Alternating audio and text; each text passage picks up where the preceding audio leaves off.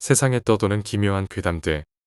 첫 번째 이야기, 경기도 수원의 연수센터에서 실제로 겪었던 실화괴담. 제가 아직 대학생이었을 때의 이야기입니다. 제가 다니던 학교는 흔한 지방대학으로 학생들도 많이 수수한 편이었는데, 그런 학생들도 4학년이 되면 졸업을 위해 학점을 따고 지금까지 아르바이트로 모은 돈으로 해외 졸업여행을 가기도 합니다. 하지만 당시에 저는 꽤 불성실한 타입이었기에 4학년이 되어도 학점이 부족했고 아르바이트로 번 돈도 거의 써버린 탓에 졸업여행은 꿈도 꾸지 못했습니다. 그런데 어딜 가든 비슷한 녀석이 있기 마련입니다. 결국 항상 함께 다니던 4명 중에 한 명의 아버지가 경영하시는 회사 연수센터에 공짜로 머물 수 있게 되었습니다. 크게 대단한 시설은 아니었지만 최근에는 회사에서 이용할 기회가 많이 적은 탓에 청소와 이불 건조를 하는 조건으로 원하는 만큼 머물 수 있게 되었습니다. 저희 4명은 일단 일주일 정도만 머물기로 하고 차 한 대에 구깃구깃 올라탄 뒤 그 연수센터를 향해 출발했습니다. 지도에 의지하여 약 2시간 반 정도를 달렸을 즈음 그 연수센터에 도착할 수 있었습니다. 확실히 요 근래 자주 이용되지 않은 것도 있고 관리인이 거주하는 것도 아니어서 첫인상은 거의 폐건물이나 다름없었습니다.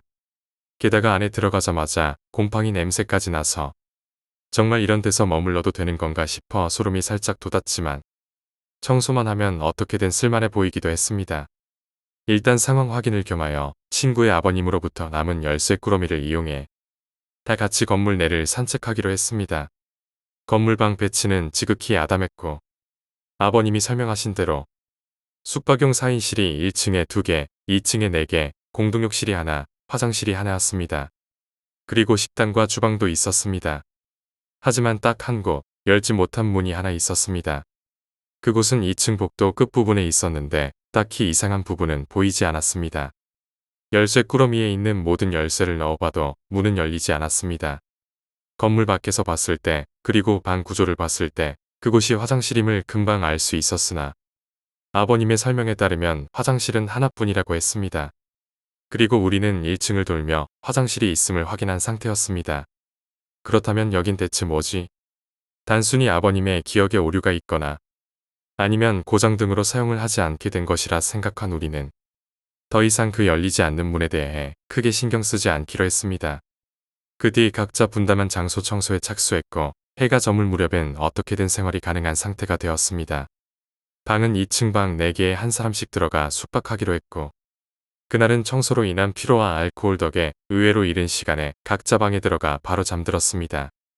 이불에 들어가고 얼마나 시간이 지났을까. 피로 때문에 깨어있는 것이 힘들 정도였는데 그렇게 몽롱하게 있던 그때 철퍽. 전 그때 복도 쪽으로 발을 향하고 누워 있었는데 그 발 근처 문 너머에서 소리가 갑자기 들려왔습니다. 이 소린 뭐지? 기분 탓인가? 이번에는 분명히 2번 들렸습니다. 그 소리는 점점 간격이 짧아졌고 똑바로 들려오기 시작했습니다. 수분, 게다가 점도가 높은 뭔가가 복도 바닥에 뚝뚝 떨어지는 그런 느낌의 소리였습니다. 시계를 보니 오전 3시. 이런 시간에 다른 친구들이 무슨 짓이라도 하고 있나? 더 이상 공포를 견딜 수 없어 상체를 일으켜 앉은 뒤 복도를 향해 말을 걸어봤습니다. 거기 누구야? 누구 있어? 대답은 없었습니다. 이불에서 나와 조심조심 방 문을 열고 머리만 내밀어 천천히 복도를 돌아보았습니다. 그리고 복도 가장 끝쪽 열리지 않는 문 앞에 그것이 서 있었습니다.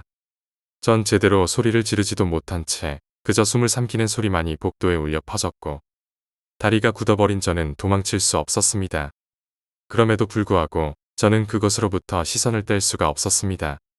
그것은 더러운 유카타를 걸치고 있었습니다.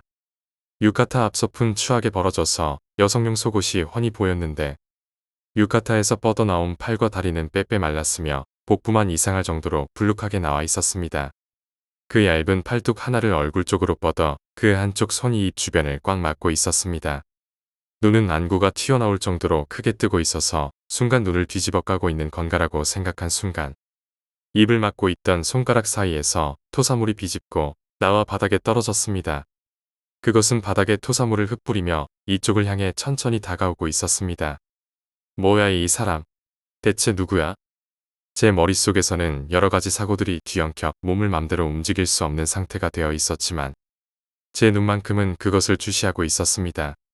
갑자기 그것에 눈이 보다 더 커졌다고 생각한 순간 입을 막고 있던 손이 갑자기 떨어지고 토사물이 한꺼번에 분출했습니다. 토사물의 잔해가 제 얼굴에 튄 것 같았습니다. 그제서야 정신이 든 저는 날카로운 비명을 내지른 뒤 맹렬한 기세로 방 문을 닫은 뒤 이불 속에 숨어들었습니다. 그러자 제 비명을 들은 친구가 방에서 나오는 소리가 들렸습니다. 뭐야, 밤중에 시끄럽게. 날카로운 비명 소리, 복도를 달리는 소리, 그리고 계단 위를 구르는 소리. 그 소리에 다른 친구 둘도 잠에서 깨어나 복도 밖으로 나왔습니다. 비명을 들은 다른 친구들은 제 방으로 와서 문에 노크를 해왔습니다. 저는 반은 우는 상태로 문을 열자마자 쉰 목소리로 계단하고 계단 방향을 가리키고는 그 자리에 몸을 웅크리고 말았습니다. 친구 중 하나가 계단 쪽으로 가서 제대로 굴러떨어진 다른 친구 하나를 발견했고 바로 구급차를 불렀습니다. 얼마 지나지 않아 구급차가 도착했는데 계단에서 떨어진 친구는 몇 군데가 골절된 모양이었습니다. 아직 의식이 없는 상태여서 바로 병원으로 옮겨졌습니다. 더 이상 이곳에 머무는 것을 견딜 수 없던 저는 보호자로서 구급차에 올라탔습니다. 그리고 다음 날 그대로 입원한 친구를 남겨두고 혼자 연수센터를 향했습니다. 친구는 병원에서 의식을 되찾았지만 아직 치료 도중이라 제대로 대화할 시간도 없었습니다. 기다리고 있던 친구들에게 어젯밤 벌어진 일을 이야기해 주었지만 역시 이 둘은 아무것도 보지 못한 모양이었고 그 녀석을 본 것은 입원 중인 친구와 저뿐인 것 같았습니다. 하지만 더 이상 이곳에 숙박할 기분이 들지 않아 그대로 짐을 싸서 나왔습니다. 대체 그 녀석은 뭐였을까? 그리고 그 열리지 않는 문은 대체 무슨 문인지 모르겠습니다. 후일담입니다. 귀가 후 연수센터를 소유한 회사에서 근무 중인 아버님께 일의 경위를 설명드렸습니다. 아버님은 조금 놀란 듯한 얼굴을 한 뒤 천천히 이야기를 해주기 시작했습니다. 약 3년 전 빈번히 연수센터를 사용하던 때의 이야기였습니다. 외부 강사를 초빙하여 그해 새로 입사한 신입사원 12명을 대상으로 2주간 자기개발 세미나를 실시했는데 세미나 커리큘럼은 꽤 하드한 편이었습니다. 사회인으로서의 매너는 물론이고 생활면의 모든 것을 규칙으로 올가매는 수준이었습니다. 12명 참가자 중 한 여성이 있었는데 꽤 마른 체형이었던 그녀는 상당한 편식가로 호불호가 강한 식성을 가지고 있었습니다. 당연히 그 강사는 음식을 남기는 것을 용서하지 않았고 그녀의 입안에 잔반을 억지로 쑤셔 넣은 뒤 물로 억지로 삼키게 했습니다. 그녀는 밤마다 2층 화장실에서 뱃속에 든 것을 개어내는 생활이 이어졌고 반은 노이로제 상태에 접어들고 있었습니다. 그리고 연수 후반에 돌입한 어느 날 밤이었습니다. 여전히 한밤중 2층 화장실에서 구토를 하던 것을 강사에게 들키고 말았는데 그녀는 연수센터가 쩌렁쩌렁 울릴 정도로 큰 목소리로 지독한 질책을 받았습니다. 최후에 이르러서는 너같이 정신력이 약한 인간은 살아있을 가치도 없다라는 말까지 들었습니다. 자신의 구토물을 뒤집어 쓴 채 멍하니 주저앉아 있는 그녀를 걱정한 동기 몇 명이 말을 걸어보았지만 아무런 반응도 없었다고 합니다. 다음날 동기 중 하나가 용변을 위해 2층 화장실에 들어가 보니 그녀가 유타카의 오비를 문 상인방에 걸고 목을 맨 채 죽어 있었습니다. 그녀가 사망한 뒤 일은 커져서 당연히 경찰에 조사를 받게 되었고 그녀가 스스로 목숨을 끊기 직전 그녀에게 폭언을 한 외부 강사가 집중적으로 조사를 받았습니다. 결국 그는 사법처벌을 받게 되었습니다. 하지만 그 외부 강사는 자기가 수차례 오리엔테이션 등을 해왔는데 이런 경우는 처음이라고 했고 자신의 잘못을 끝까지 인정하지 않았다고 했습니다. 이후 이 외부 강사 초빙을 결정한 회사 직원들 역시 전원 해고 처리되었고 회사 쪽 대표가 사망한 여직원의 유가족에게 수차례 계속 방문해 사과와 위로금을 건네는 걸로 당시 일은 마무리되었다고 합니다. 두 번째 이야기, 뱀신. 전 뱀신을 정말 죽을 만큼 무서워합니다. 한때 저는 뱀신을 모셔둔 신사에 기도를 드린 적이 있었습니다. 같은 반이었던 K와 S, 그리고 H의 죽음을 간절히 기도한 적이 있습니다. 절 평소에 집요하게 협박하고 때리고 발로 차고 괴롭히는 그 세 사람의 죽음을 아주 간절하게 기도한 적이 있습니다. 제가 기도를 드렸던 뱀신을 모시는 신사는 사실 사람이 거의 출입하지 않는 황폐한 곳인데 평소에는 마을 어른들로부터 절대 들어가서는 안 되는 곳으로 어릴 적부터 단단히 교육받았던 곳입니다. 마을의 할아버지 한 분이 뱀신과 신사에 대해 말씀하시기를 절대 이롭지 못한 신이다. 가까이 해서도 안 되고 괜히 그곳이 황폐화된 게 아니야. 그 신을 모시던 놈들도 하나같이 미친 사람들 뿐이었다. 지금 너희들은 전혀 모르겠지만 말이다. 그 신사의 특징이 있다면 입구에 있는 코마이누상 양쪽이 전부 목 부분이 부서지고 없다는 점입니다. 신사를 세웠을 당시에는 존재했지만 시간이 지남에 따라 누가 그랬는지는 모르겠지만 코마이누상의 목이 모두 파손되어 사라졌다고 합니다. 다만 코마이누상 자체는 뱀신을 억제하기 위해서 예전에 누군가 그곳에 설치했다는 말이 있는데 확실한 건지는 모르겠습니다.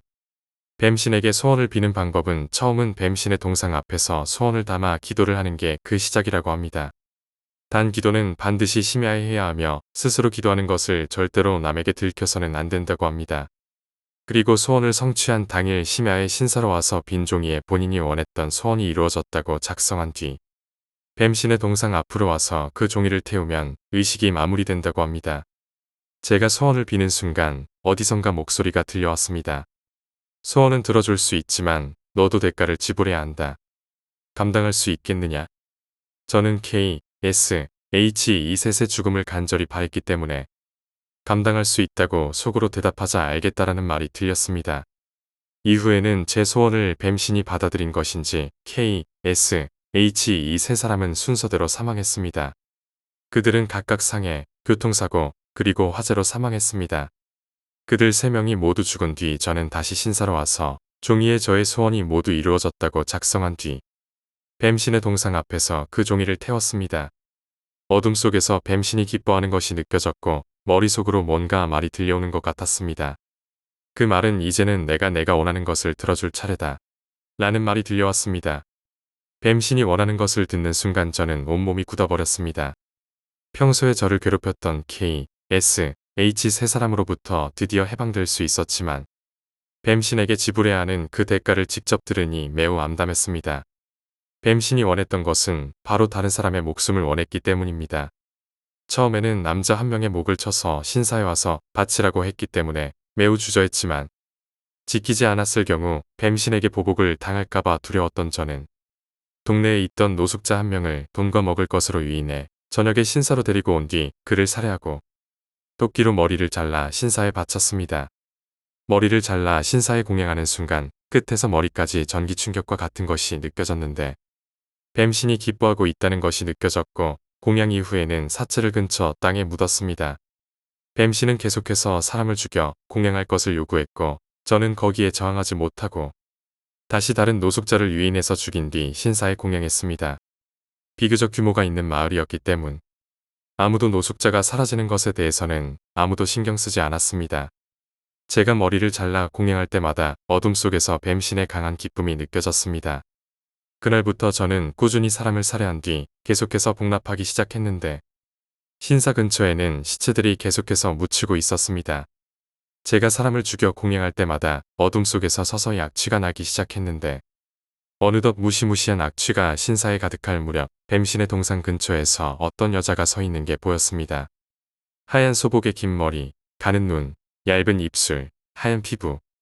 가끔 그 얇은 입술에서 두 갈래로 갈라진 얇고 작은 혀가 들락거렸는데 저는 그 사람이 바로 뱀신임을 알 수 있었습니다. 뱀신은 아무 말도 없이 저를 바라보고 있었는데 그 순간 저는 바로 이해할 수 있었습니다. 지금보다 더 많은 사람의 공양을 바라고 그리고 나이대가 어려지는 것을 원하는 것 같았습니다. 저는 술에 취한 채 비틀비틀거리는 20대 중반의 대학생으로 보이는 남학생을 부축한 뒤 신사로 데려와 도끼로 목을 치고 공양한 뒤 사체는 다시 묻었습니다. 세 번째 이야기, 사채업자. 예전에 제 친구는 사채업 쪽에서 일을 했습니다. 친구 자신도 꽤 불량하였기 때문에 처음에는 천직이라며 웃었지만 아무리 그래도 도끼를 든 사람에게 쫓기거나 채무자가 기르던 대형견에게 쫓겨 죽을 뻔하거나 아이가 울부짖는데도 억지로 가족 이사 수속을 진행하는 등 현실은 상상 이상으로 지독한 모양이었기에 질린 기색이었습니다. 하지만 그 회사 사장은 야쿠자였고 상사도 전형적인 사채꾼이어서 일을 관두기가 쉽지 않았다고 합니다. 그러던 어느 날 사무소의 채무자 아저씨가 전화를 해와서는 돈을 갚겠다는 말을 하기에 상사와 함께 채무자 아저씨의 집으로 찾아갔다고 합니다. 아저씨 집에 도착한 뒤 현관 앞에서 불러봐도 나오질 않아서 열려있던 현관을 통해 집 안에 침입했는데 불법 사채에 손을 댈 정도니 예상대로 집 안은 엉망진창이었습니다. 쓰레기장 같은 집 안으로 들어가 보니 안쪽에 아저씨가 있었는데 아저씨는 목을 메고 허공에 뜬 채 흔들리고 있었습니다. 아무리 제 친구라도 목을 맨 자살 현장을 본 적은 한 번도 없었기에 그 자리에서 다리가 풀렸다고 하는데 상사는 그런 광경조차 익숙한 듯 빚도 안 갚고 죽다니 이런 쓰레기 같은 놈하고 죽은 사람에 대고 욕지거리를 했다고 합니다. 결국 그날은 경찰에 신고만 하고 집에 돌아갔는데 며칠이 지나고부터 상사가 좀 이상해졌다고 했습니다. 회사에 출근하지도 않고 집에 처박혀서는 전화도 받지 않는다고 했습니다. 게다가 원래부터 위험한 약물을 접하던 게 그쪽 이야기에 의하면 구입량이 말도 못하게 늘었다고 합니다. 나쁜 예감이 들어 회사 사람들이 총출동하여 상사가 사는 맨션 상태를 보러 갔는데 건물주에게 부탁하여 안에 들어가 보니 상사는 욕조 안에 죽어 있었다고 했습니다. 검시 결과 사인은 약물 대량 복용에 의한 중독사였지만 시신에 명백하게 이상한 부분이 있어 일이 좀 복잡해졌다고 합니다. 어째서인지 사체 목에는 끈에 졸린 듯한 흔적이 뚜렷하게 남아 있었는데 실내에선 끈이나 로프 종류는 발견되지 않았고 방문도 실내에 있어 완전한 밀실 상태였습니다. 경찰도 조사해봤지만 진상은 전혀 알 수 없었다고 합니다. 그런 일을 겪고 무서워진 친구는 바로 회사를 관두었고 그 뒤 그 회사는 사장을 제외한 몇 사람이 목을 메고 자살하여 도산하고 말았습니다. 살아남은 사람들 역시 그 뒤로 정신병원에 입원한 상태라고 합니다. 하지만 친구는 그때 이후 몇 년이 지난 지금까지도 무서운지 매해 채무자 아저씨의 기일이 되면 성묘까지 가진 않더라도 근처 절에 찾아가 명복을 빌어준다고 합니다. 현재 친구는 사채업 쪽에서 일했던 이후로는 술집에서 바텐더와 주방일을 겸하며 열심히 일하다가 지금은 자기만의 작은 선술집을 하고 있습니다. 예전 학생 때 불량했던 모습을 생각하면 완전히 다른 사람이라고 보일 정도입니다. 네 번째 이야기, 친구의 이상한 집안. 회사 동료의 이야기입니다. 10년 전 입사하고 처음으로 친해진 그 녀석은 시마다라는 이름을 가진 녀석이었습니다. 시마다는 저와 같은 오컬트 마니아로 인터넷에서 재밌는 화제를 발견하면 서로 알려주기도 하는 사이였습니다. 그런 시마다가 자기네 집안에 대해 이야기를 해주게 된 것은 입사하고 3년이 되던 해에 있던 단체 연수 때였습니다. 금요일이라는 핑계로 연수 참가 멤버 전원이서 술을 마시러 나갔는데 막차가 끊긴 뒤 3차, 4차가 될 때까지 10명 넘게 남아 있었습니다. 저나 시마다 외에도 오컬트를 좋아하던 녀석들이 있어서였을까. 어느샌가 무서운 이야기를 꽃피우기 시작했습니다. 그때 시마다가 무서운 이야기인지 아닌지 미묘하게 판별하기 어려운 자기 이야기를 해주었습니다. 시마다 말로는 우리 집안은 아마 저주받았을 거야 라는 말을 했습니다. 이 얘기를 들은 다른 동기가 무슨 말이야 그게? 이런 말과 함께 태클을 걸었던 기억이 있는 것을 보아 슬슬 술이 깨기 시작하던 아침때였습니다. 자세한 이야기를 들어보니 우리 가문에선 뒤를 이을 아이가 태어나자마자 반드시 우리 집안 쪽 부모가 죽어. 우리 아버지도 내가 태어나고 며칠 뒤에 돌아가셨어. 같은 말을 했고 다들 우연이겠지라며 또 태클을 걸었습니다. 하지만 그의 말에 따르면 아버지도 할아버지도 증조할아버지도 고조할아버지도 전부 아이가 태어나고 일주일도 지나지 않아 돌아가셨어. 듣자 하니 약 반년 전에 돌아가신 할머니 유산 상속 문제로 호적 서류를 뒤져보다 알게 되었다고 합니다. 이게 지어낸 이야기라면 이렇게 어중간하게 무서운지 어떤지 알 수도 없을 이야기는 하지 않았을 거라며 한다고 하더라도 선조가 누군가를 참살해서 저주에 걸린 거라든가 고향집에 무서운 가보가 있다는 소리부터 꺼냈을 거라고 생각했고 사실이라고 하더라도 그냥 우연이겠지라는 식으로 그날은 자리를 정리했습니다. 하지만 당연하게도 당사자인 시마다의 입장에서는 흐지부지하게 끝날 이야기가 아니었습니다. 그날이 있고 2년 뒤 이 이야기를 완전히 잊어버릴 즈음 시마다의 여자친구인 안짜이가 상담을 부탁했는데 안짜이는 같은 회사 1년 후배로 주로 저와 같은 프로젝트를 맡곤 했습니다. 회사에서는 시마다보다 저와 대화할 일이 많을 정도였습니다. 안짜이 말에 의하면 시마다의 아이를 가졌다고 합니다. 하지만 시마다는 그 이야기를 듣자마자 단호히 지워라고 주장하며 물러서지 않았고 그렇게 둘이 싸웠다고 합니다. 이 이야기를 듣고 시마다의 집안 이야기를 다시 떠올렸지만 그렇다고 해서 안자이에게 이 이야기를 해줄 수는 없다고 생각한 저는 다음날 시마다와 한잔하며 이야기를 해보기로 했습니다. 시마다는 내키지 않는다고 해야 할까 창백하게 질린 얼굴이었습니다. 한잔하자는 제안도 그다지 내키지 않은 듯 했지만 안자이와 이야기했다라고 말하니 납득한 듯 받아들였고 조용한 선술집 카운터 자리에 나란히 앉아 시마다를 추궁했습니다. 시마다는 그러고 보니 너에게도 얘기해줬었지. 라고 말하고는 한참 생각해봤는데 난 아직 죽고 싶지 않아. 안자이에게는 미안하지만 아이를 꼭 지워줬으면 해. 계속 사귀게 되면 또 같은 일이 벌어질 게 뻔하니 이 이야기가 끝나면 바로 헤어질 생각이야. 아무리 오컬트를 좋아한다고는 해도 시마다의 얘기를 완전히 믿을 수 없던 저는 분명 이 녀석은 노이로제라도 온 것이다라고 생각했고 그 자리에서 더 이상 괜히 자극해선 안 된다고 생각해 이야기를 그냥저냥 마치고 일 이야기나 취미 이야기 등을 하며 기분을 풀어주었습니다. 안자이에게 뭐라고 말해야 좋을까 같은 생각을 하면서 막차 전에 선술집에서 헤어진 뒤 그날은 서로 바로 집에 돌아갔습니다. 그리고 그 다음 주 안자이가 어땠냐고 물어왔지. 아무래도 노이로제인 것 같아. 메리지 블루 같은 거 아니야? 같은 애매한 답변으로 일관했는데 안자이에게 심하다가 이야기한 그대로를 해줄 용기가 나지 않았습니다. 멘탈적으로 많이 흔들리는 것 같으니까 상황 봐서 가족들과 상담을 고려해보는 게 어때라는 식의 충고는 했습니다. 그 뒤 시간이 지나고 안자이가 다른 프로젝트로 옮겨가며 자리도 옮기게 되어서 이야기를 나눌 기회가 사라지고 말았습니다. 시마다도 다른 고객 일로 바빠져서 이 이야기를 할 기회가 거의 없었습니다. 그렇게 한 달 뒤 오랜만에 안자이를 본사에서 마주쳤습니다. 휴게실 의자에 앉아 고개를 숙이고 있던 안자이는 제가 인사를 하자 고개를 들어 시마다가 자살 미수를 일으켜서 지금 의식불명의 중태에 빠졌어요. 라고 말했습니다.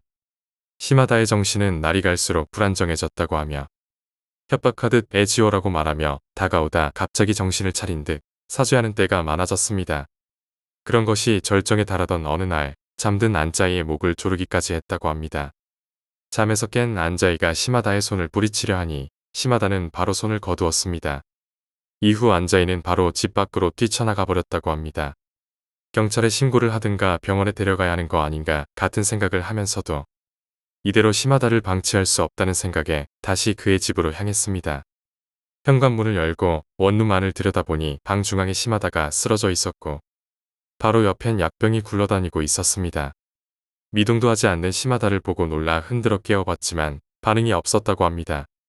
서둘러 구급차를 불러 병원에 이송했으나 그대로 의식은 돌아오지 않았고 중태인 상태가 계속 이어졌다고 했습니다.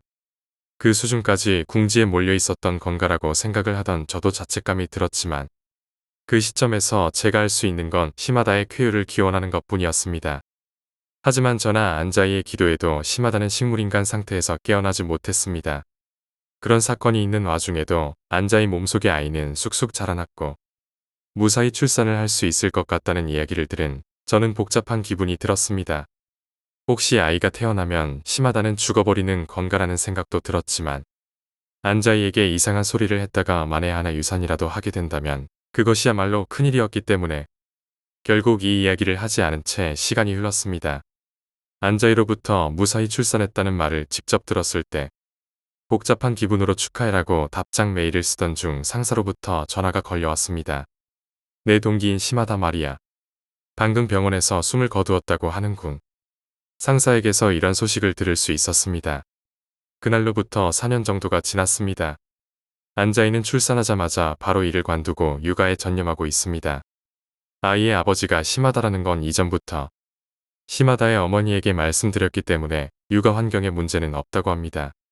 저는 시마다와 안자이 둘 모두와 알고 있었기 때문에 요즘에도 종종 시마다의 집을 방문해서 안자이와 시마다 어머니의 근황을 챙기며 지내고 있습니다. 그러던 중 제가 시마다의 어머니에게 시마다가 한 얘기에 대해서 조심스럽게 묻자 어머님이 망설이며 해주신 말은 나도 시마다의 아버지와 결혼할 때 시아버지에게 들은 말이지만 시마다 집안의 남자들은 대를 이을 다음 자식이 태어날 때까지만 살 수 있다고 하셨어. 물론 처음 들었을 때는 장난치는 거라고 생각했지. 이 일의 원인은 모두가 다 시마다 집안의 선조가 아주 예전에 약속을 어겨서 크게 벌을 받는 거라고 하셨는데 여기까지만 말해주고 시마다가 태어난 순간 시아버지님이 돌아가셨기 때문에 나도 더 알지는 못해 라는 말씀이었습니다. 5번째 이야기. 무당 아줌마와 만나게 되면서 실제로 겪었던 실화괴담. 그 무당은 40대 여자였는데 모시는 신 때문에 결혼도 안 한 처녀 무당이었다고 해요. 외할머니 말씀으론 아는 사람만 아는 유명한 무당이라고 하셨죠. 그런데 옷도 무당 같은 옷이 아니라 사복을 입고 넉살 좋게 웃으며 엄마 아빠를 반겨서 처음엔 그 집의 무당 가족 중 한 명인 줄 알았다고 해요. 외할머니가 먼저 바닥에 앉으시고 따라서 엄마 아빠가 앉으려고 하는데 그 사람이 그렇게 걱정되면서 왜 안 데려왔대? 데리고 와야지. 라고 하시더래요. 엄마 아빠가 갑작스럽고 당황해서 아무 말도 안 하고 서 있었더니 일단 앉으시고 딸은 안 데려와도 아들은 데려오지 그랬어 하며 우리가 겪은 일을 듣지도 않고 줄줄 꿰고 있더래요. 구체적이진 않아도 딸은 한 번 죽을 뻔하고 아줌마는 놀라 나자빠지고 아저씨는 한 번 호되게 홀리고 아들은 한 번 지독하게 괴롭힘을 당하지 않았느냐 이런 식으로 알고 있더랍니다. 어떻게 아는 거냐고 물었더니 정작 그 귀신은 아닌데 그 집에 있는 귀신 중 하나가 엄마에게 붙어와서는 자랑하듯이 이야기해주고 있다고 아주 재밌어 한다고 하더래요. 무당 말론 그 집엔 귀신이 여럿 있는데 아주 악질인 귀신 하나가 나쁜 짓을 도맡아 하고 있고 그 귀신은 재미로 그러는 게 아니라 화가 나서 그러는 거라면서 나머지 귀신 중 지금 엄마에게 졸졸 따라다니는 귀신은 그게 재밌어서 같이 장난을 친다고 했어요.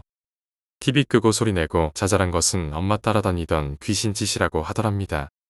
아빠가 그러면 어떻게 하면 되냐 이사 가면 되냐고 이것저것 여쭤보았더니 아들을 데려왔으면 좋았을 텐데 안 데려왔으니 어쩔 수 없고 본인이 어차피 그 집으로 가봐야 될 것 같으니까 올라갈 때 같이 올라가서 살펴보겠다고 하셨대요.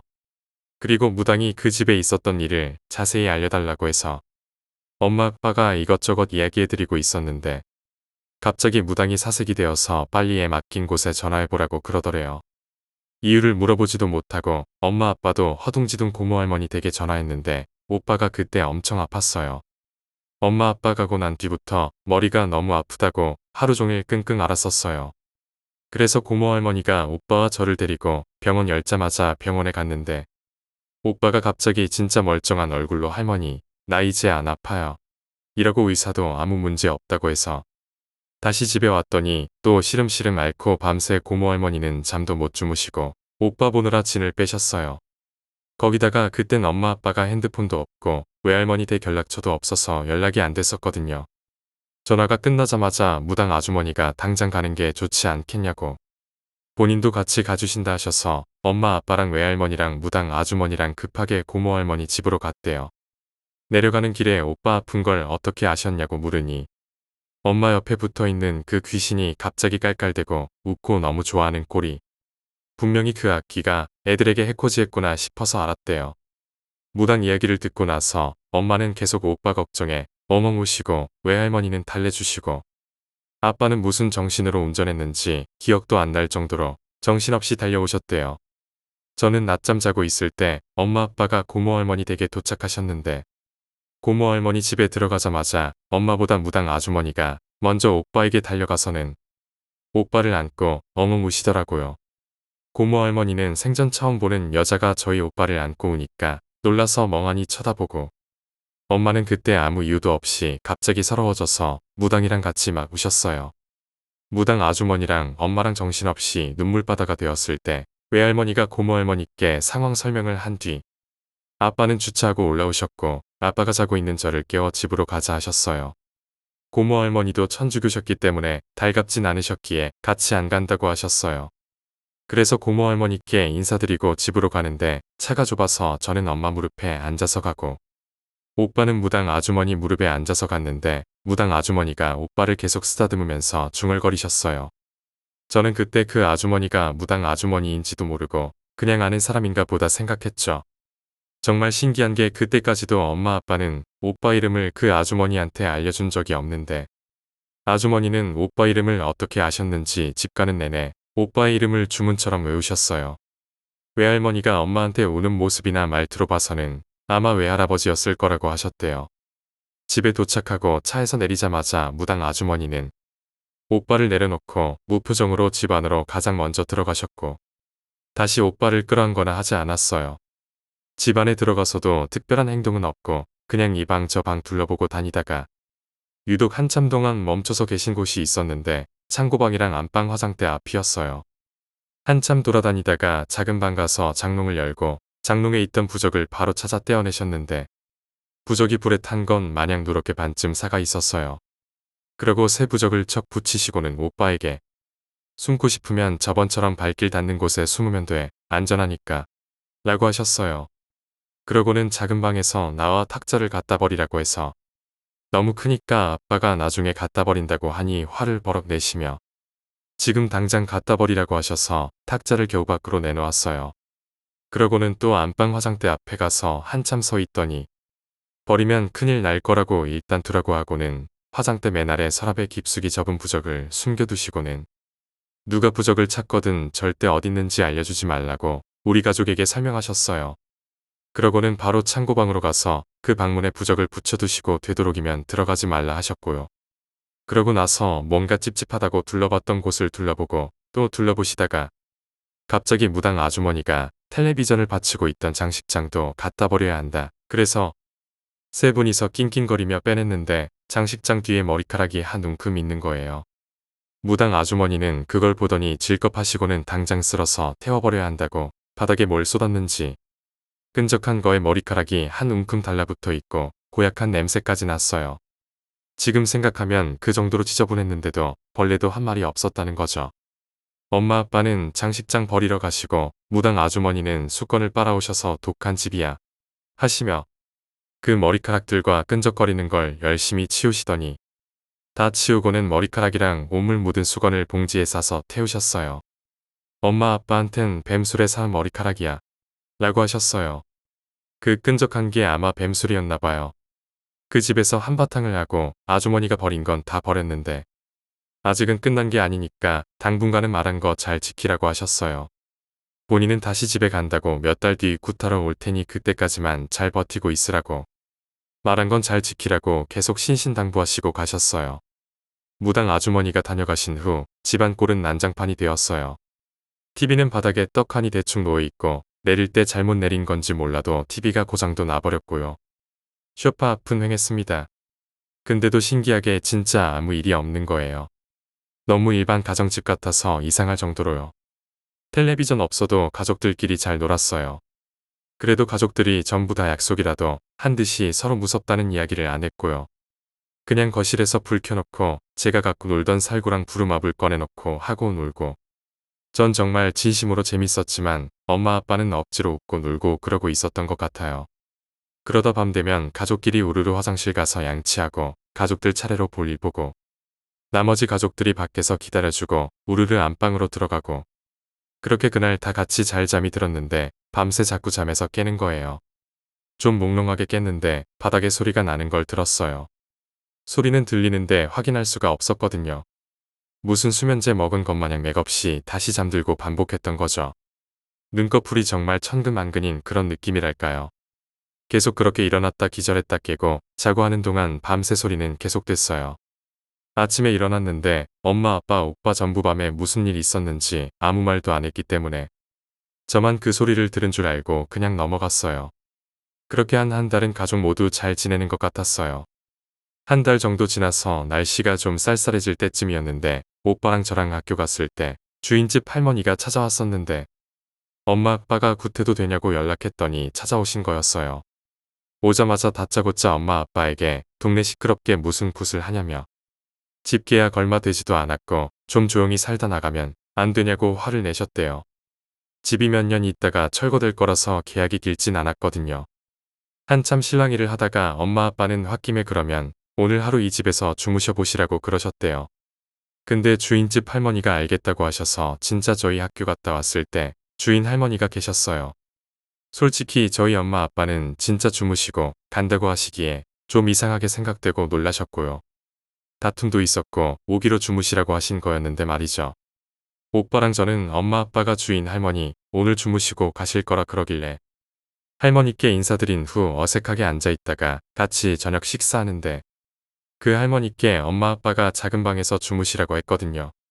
근데 갑자기 저녁 먹다가 할머니가 창고방을 가리키며 저 방은 뭐로 쓰고 있냐고 물으시는 거예요. 엄마 아빠 말씀으론 이미 다 설명 들으셔놓고 또 물으신 거래요. 엄마 아빠는 그냥 창고라고 하고 다시 설명했더니 식사하시다 말고 갑자기 그 방을 구경하시겠다며 그 방문을 열고 들어가시는 거예요. 엄마 아빠는 그때 너무 놀라서 밥 먹다가 더 먹지도 못하고 멍하니 그 모습을 보고 계셨대요. 방 안 둘러보시다가 방문에 있는 부적을 보시더니 이런 걸 왜 갖다 붙여놓았냐고 물으시길래 제가 그 방에 무당 아주머니가 들어가지 말라고 했는데요. 라고 대답했더니 할머니가 갑자기 그 방에서 주무신다는 거예요. 엄마 아빠가 계속 말리고 설득했는데도 끝까지 거기 주무신다고 하셔서 이불을 그 방에 깔아드리고 저희 가족은 그냥 안방에서 잤어요. 근데 한참을 자고 있을 때 엄마가 이상한 소리를 들으셨어요. 막 화내는 소리였는데 뭐라고 하는진 몰라도 분명 누가 화내는 소리 같았대요. 아무리 생각해도 그 방에 주무시는 할머니 목소리인 것 같아서 엄마는 아빠를 깨워서 그 방으로 가셨어요. 아니나 다를까 그 방 안에서 할머니가 어디 있어 죽는다 하시며 방 안에서 뭘 던지시는지 책 같은 거 던지는 소리와 물건 던지는 소리가 났대요. 엄마 아빠가 놀라서 방 문을 열려고 하니 뻑뻑하게 전보다 좀 안 열리는 느낌이었대요. 근데 그 방문을 열자마자 그 할머니가 여기 있다 하고 소리치시면서 방 안에서 툭 튀어나오셔서 문지방으로 달려드셨대요. 엄마는 깜짝 놀라서 소리 지르시고 그 바람에 제가 깼어요. 잠에서 깨서 그 방 쪽으로 갔는데 할머니는 문지방에 막 달려드시고 아빠는 할머니를 막 뜯어말리시며 여보, 여관집 좀 불러와 하시며 다급하게 소리치고 계셨어요. 아빠가 할머니를 말리시며 봤는데 할머니가 달려드는 문지방에 접어놓은 종이가 테이프로 발려있더래요.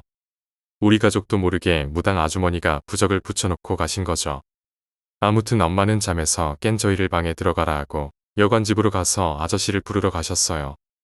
엄마가 여관 아저씨를 데려와서 할머니를 아빠랑 아저씨가 겨우 그 방 밖으로 데리고 나왔는데 아빠 말씀으론 그때 그 할머니 힘이 보통 노인네 힘이 아니라 장사였다고 아저씨랑 아빠가 함께 말리는 힘으로도 힘드실 정도였대요. 근데 더 이상한 건 겨우 방 밖으로 떼어내니 할머니가 아무 일도 없다는 듯 소파로 가서 주무셨다는 거죠. 그 모습을 여관집 아저씨와 엄마랑 아빠가 한참 넋 나간 듯 보고 있다가 여관 아저씨가 자기 어머니 왜 저러는 거냐고 따져 물으시는데 엄마 아빠도 뭘 알아야 대답을 하니 서로 답답해했죠. 아저씨도 결국 내일 이야기하자며 그 할머니를 부축해서 내려가셨어요. 그 일이 있는 동안 저는 다시 방에 와서 오빠 옆에 누웠다가 얕게 잠이 들었어요. 그때 제가 꿈을 꿨는데 제 꿈에 노란 한복을 입은 아저씨가 나와서 제 이름을 부르며 이리로 오라고 하는 거예요. 저는 거부감이 없었던 그 아저씨에게 다가갔어요. 그랬더니 아저씨가 갑자기 일어나 하고 호통치셨는데 그 소리가 무슨 귀 바로 옆에서 천둥이 치듯이 크게 들리는 거예요. 무섭다는 느낌은 아니었고 그냥 많이 놀랐어요. 무튼 너무 놀라서 잠에서 벌떡 깼는데 꿈에서 본 아저씨의 얼굴이 너무 생생한 거예요.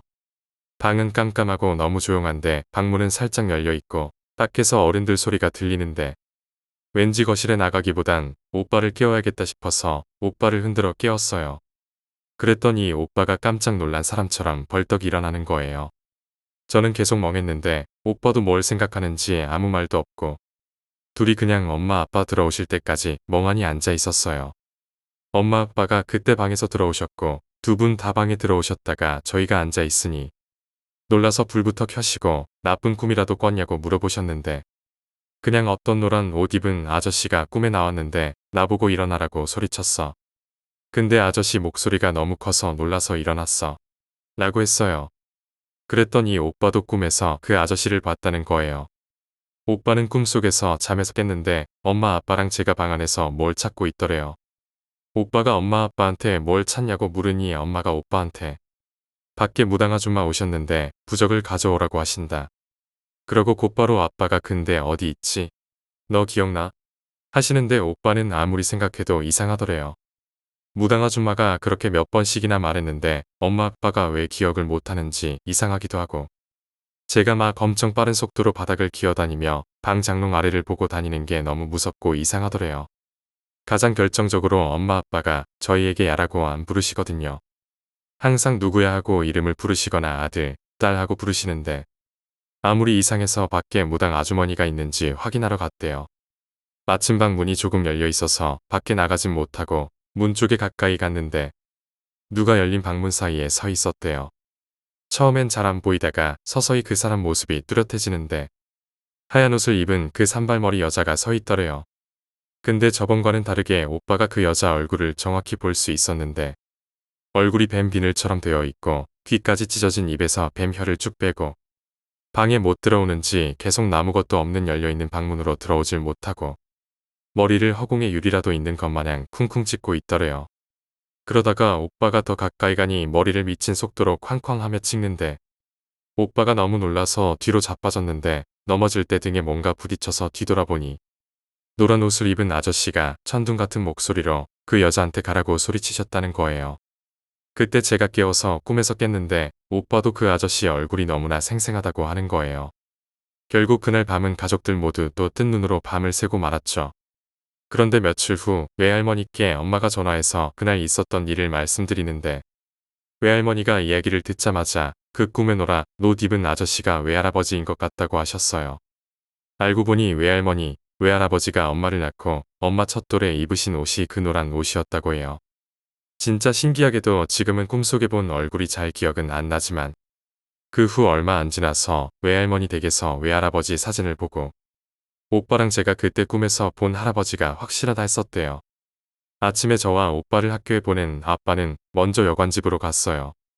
내려갔더니 주인 할머니가 안 계시더래요. 새벽에 도망치듯이 집에 가셨다고 하시더라고요. 다행히 여관 아저씨와 대화 끝에 구슬할 수 있게 되었어요.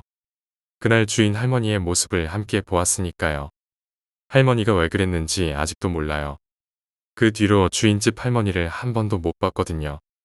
웃긴 건 그 할머니 본인도 우리 집에서 그렇게 놀라서 도망치셔놓고는 끝까지 저희 가족 이사 못 가게 하시더라고요.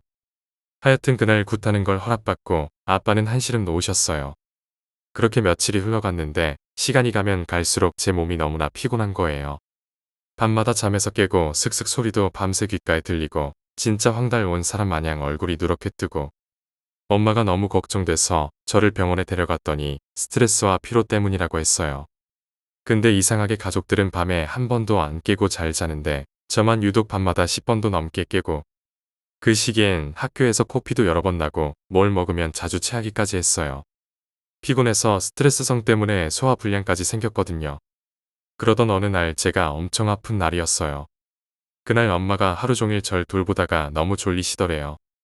밤 12시에 너무 졸려서 미칠 것만 같은데 제가 혹시나 엄마 잠든 사이에 무슨 일 일어날까봐 이를 악물고 졸음을 참으셨는데 12시 반쯤 되니까 제가 갑자기 엎드려 눕더니 몸을 웅크리고 무슨 저라는 자세로 한참을 있더래요.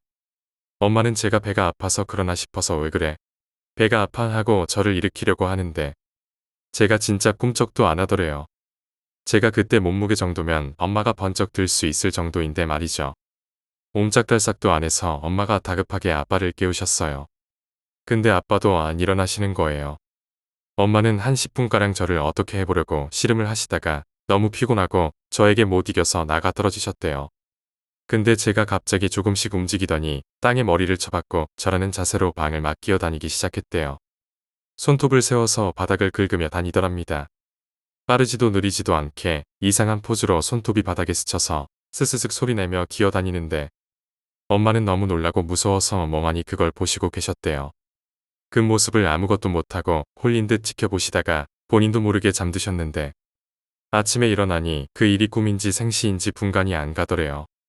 그래서 외할머니께 전화드려서 제가 아프단 것과 밤에 본 모습을 말씀드렸더니 다음날 당장 무당 아주머니와 내려온다고 하셨대요. 오후에 무당 아주머니께서 제 안부를 물으시고는 제가 아프기도 하니 오늘 밤 어떻게 보내야 하는지 알려주셨대요. 다른 가족들에겐 아무도 알리지 말고 밤 12시가 되면 화장대 서랍에 숨겨둔 부적을 꺼내서 오른손에 쥐고 그걸 품에 안고 방문을 등지고 앉아있으라고. 밤 12시 반부터 엄청나게 잠이 쏟아질 텐데 절대 새벽 4시까지 잠들면 안 되고 소리도 내지 말고 숨 죽여 있어야 한다고 했대요. 또 제가 어떤 행동을 하던지 건드리지 말고 가만히 부적만 품고 있으라고 하셨대요. 4시가 되면 화장대 서랍 중 다른 곳에다 부적을 숨겨두고 그 다음 날엔 오빠랑 저를 학교에 보내지 말고 가족 모두 집에서 기다리라 하셨대요. 그날 밤이 되어 가족들은 모두 잠들고 엄마는 계속 저를 돌보시다가 12시가 되기 좀 전에 화장대에서 부적을 꺼냈대요. 그걸 아주머니가 알려주신 대로 오른손에 꽉 쥐고 품에 안은 채 문을 등지고 앉아있는데 진짜 미친 듯이 잠이 쏟아지더래요. 입 안쪽 살을 깨물어가며 잠을 참고 있는데 제가 또 엎드려서 절하는 자세를 하더래요. 엄마는 놀랐지만 그냥 그 모습을 숨죽여서 지켜보고 있으셨는데 제가 전날처럼 얼굴을 쳐박고 손톱을 세우는 게 아니라 무슨 강아지처럼 엄마한테 기어와서는 엄마 옆에 강아지가 눕듯이 가만히 누워있더래요. 제 행동을 보느라 잠이 좀 깬 것도 잠시고 전날처럼 홀리기라도 한 듯 잠이 쏟아지는데 볼을 그렇게 피가 나도록 깨물어도 정신이 안 차려지고 너무 졸려서 어쩌다 잠들 때도 있을 정도였대요. 근데 그럴 때마다 제가 엄마 다리 위에 두 손을 올리고 꾹꾹 눌러서 깨우더라는 거예요. 그렇게 겨우 4시까지 버티더니 저는 언제 그랬냐는 듯 제자리로 돌아가 잠들고 엄마는 가족들이 모르게 다른 서랍에다가 부적을 숨기고 잠드셨대요. 그러고 다음 날 무당 아주머니가 외할머니와 함께 집에 찾아왔어요.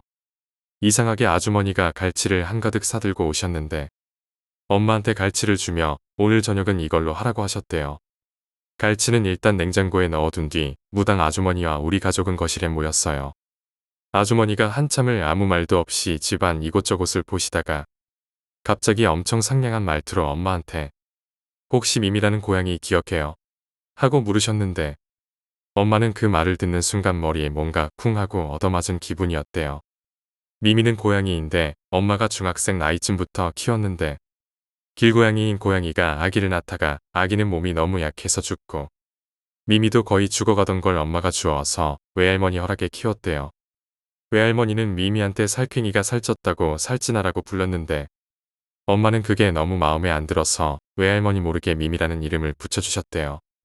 그 이름은 엄마만 알고 있고 설상 외할머니가 알고 계셨다 해도 무당 아주머니가 알 수는 없었을 텐데요. 정성 들여서 돌봐서 회복한 뒤로도 거의 10년가량을 키웠는데 사실상 키웠다고도 할 수 없는 게 원래 길고양이라 집에만 있진 않았대요. 근데 항상 엄마가 학교 다녀올 시간만 되면 대문 쪽에 가만히 앉아서 기다리고 외할머니가 주는 밥은 안 먹고 엄마가 주는 밥만 먹더래요. 엄마를 그렇게도 따르더래요. 근데 어느 날부터 안 보이더래요. 장마철이라 비까지 내리는데 고양이가 안 돌아오니 엄마는 몇 날 며칠을 비 맞으며 고양이를 찾았는데 결국 못 찾았대요. 엄마는 당연히 기억한다고 대답하셨고 무당 아주머니는 뭐가 그렇게 기쁜지 엄청 좋아하셨어요. 박수까지 치면서 그러곤 한동안 상냥한 말투로 저한테도 괜찮냐고 말을 걸고 가족들 하나하나에게 안부를 물었어요. 지금 생각하면 그때의 아주머니는 아마 미미가 아니었나 싶기도 해요. 그러다가 갑자기 원래 말투로 돌아오셔서 엄마한테 그 고양이랑 전생부터 인연이 깊다고 여러 번 생을 돌면서도 서로가 서로의 은인이었던 인연인데 그 고양이가 지금 딸 옆에 있다고 하더래요. 안방에서 화장대에 있던 부적은 그 방에 귀신이 들어오면 그 귀신이 자결통을 느끼게 하는 부적인데 계속해서 달려들면 혼이 완전 사라지게 된대요. 근데 그 고양이가 엄마와 가족을 지키기 위해 매일 밤 혼을 깎아먹는 자결통을 견디며 그 방을 지킨다고 하시는 거예요. 처음 왔을 때 무당 아주머니가 부적으로 괜찮을 거라고 고양이를 설득했는데도 고양이가 끝까지 지키겠다고 그 방에서 옴짝달싹을 안 한다고 하셨어요. 엄마는 그 이야기를 듣고 엉엉 우셨고 무당 아주머니는 부적을 없애주고 싶지만 부적 없이는 집에 있는 귀신이 팔뚝만 한 구렁이인데 그 구렁이로부터 고양이 혼자 절대 가족을 지킬 수 없고 때면 가족이 큰일 나서 어쩔 수 없다고 하셨어요. 더군다나 고양이가 가족을 지켜준다고 딸 옆에 있어봤자 귀신이 붙어 있으면 수호령이 아닌 이상 산 사람은 힘들다고. 그 양이는 그것을 모르니 오늘은 고양이 혼이 다 갉아먹히기 전에 고양이를 보내주러 오셨다고 하셨어요. 그날 저녁 식사 후 고양이를 성불시키는 제사를 간단하게 지냈어요. 구실하기보단 간단한 제사였어요. 사오셨던 갈치는 제사상에 올라갔고요. 그때 저는 무당 아주머니가 시키는 대로 가만히 앉아 있었는데 제사 지내는 중간중간 기억이 뚝뚝 끊기듯 기억이 안 나는 부분이 있어요. 엄마 아빠 말씀으론 아무 일 없이 끝난 일이래요. 무당 아주머니는 제사 후 곧바로 가셨어요. 당장 구순 못하니까 몇 달 더 있으라고 하셨는데 이유는 모르겠어요. 그 당시에 가족들이 왜요? 이유가 뭐예요? 당장 해주세요 따질 입장도 아니었고 엄마 아빠도 그런 성격이 못 되셔서 못 물어보셨다더라고요. 아무튼 그 제사를 지내고부터 일단 저는 잠을 잘 자게 되었어요. 근데 무당 아주머니가 가시면서 새로 당부한 게 있는데 오빠한테 꿈에 뭐가 나와서 말을 걸든 대답하지 말라고. 하더라도 4번 이상 대답하면 절대 안 된다고 하고 내려가셨어요. 그 뒤로 3개월가량 가족끼리 안방에 갇힌 것처럼 살았어요. 이미 그 집에 겁을 먹은 탓에 스트레스도 엄청났고 무당 아주머니가 안방 말고는 잠자리로 안전한 방이 없다 하셨거든요. 그렇게 3개월가량 오빠는 잊을만 하면 이상한 꿈을 꿨대요. 오빠 일기에 적혀있는 걸로 말씀드리자면 병원에서 의사 선생님이 어디 아파서 왔냐고 묻는 꿈이나 길을 잃어버렸는데 경찰서에 갔더니 경찰한테 이름 등을 질문받는 꿈. 엄마가 화내시며 뭘 잘못했는지 묻는데 말할 때까지 때린다는 꿈. 심지어 퀴즈쇼에 나가는 꿈까지 꿨대요. 그게 무당 아주머니가 말하신 질문 때문인진 몰라도 신기하게 꿈꿀 때마다 오빠는 어떤 남자 목소리가 들리며 꿈이다, 꿈이야 하는 목소리를 들었대요. 오빠도 꿈인 줄 몰랐으면 대답했을지도 모르지만 매번 꿈인 줄 알게 해준 거죠. 그렇게 시간이 가고 마지막 한 달째엔 오빠가 전혀 꿈을 안 꾸게 되었어요. 신기하게 그 시기에 무당 아주머니가 연락도 없이 찾아오셨어요. 밤중에 갑자기 젊은 여자 한 명과 함께 오셨는데 원래는 사복 입고 다니셨는데 옷까지 무당처럼 차려입고 오셔서는 가족들 모두 오늘 밤 다른 곳에서 자고 오라 하셨어요. 그날 엄마와 저희는 고모 할머니 집에 자고 아빠는 가게에서 쪽잠 자고 아침 일찍 집에 갔더니 같이 왔던 젊은 여잔 이미 돌아갔는지 없었고 무당 아주머니가 끝났다고 인사하고 가셨대요. 가시면서 집에 향 냄새 다 빠지면 가족들 데리고 와서 이사 갈 때까지 편하게 지내라고 하시더래요. 무당 아주머니께 돈을 챙겨드렸더니 외할머니께 은혜 입은 게 있다고 돈은 거절하시고 그냥 가셨대요. 그 뒤로는 정말 거짓말처럼 아무 일도 없었고 우리 가족들은 2달 뒤에 이사 갈 수 있었어요. 이사 갈 때도 주인 할머니는 못 봤고요. 후에 아빠가 동네 사람들에게 들은 이야기로는 그 집에 전에 산 좋아하던 아저씨 부부가 살았는데 산에 가면 뱀을 잡아다가 산채로 술을 담그고 그걸 모으는 게 취미였다나 봐요. 어디까지나 소문이지만요.